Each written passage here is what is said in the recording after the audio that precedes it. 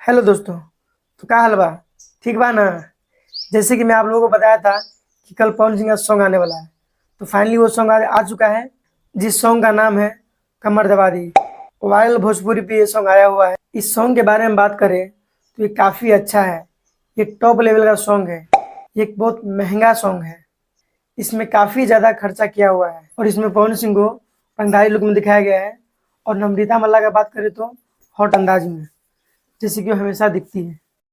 अगर बैकग्राउंड के बारे में बात करें दोस्तों, तो काफ़ी अच्छा लोकेशन पे शूट किया गया है और इसमें बहुत सारे डांसर लोग बुलाए गए हैं, जो कि पूरे वीडियो में पागलों की तरह डांस कर रहे हैं।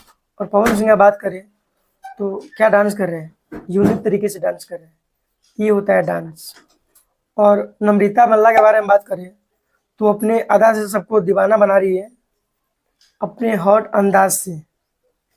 और उसके डांस पे कोई डाउट ही नहीं है, बहुत अच्छा डांस कर रही है प्रोफेशनल तरीके से। अगर आप लोगों ने ये सॉन्ग अभी तक नहीं सुना तो जाकर सुनिए, बहुत ही लाजवाब सॉन्ग है। बहुत मज़ा आएगा सुनकर और देखकर, मज़ा आ जाएगा। बाकी मेरा वीडियो पसंद आया है तो एक लाइक कीजिए, चैनल को सब्सक्राइब कीजिए और शेयर जरूर कीजिएगा, ताकि सभी लोगों के पास ये वीडियो पहुंच सके।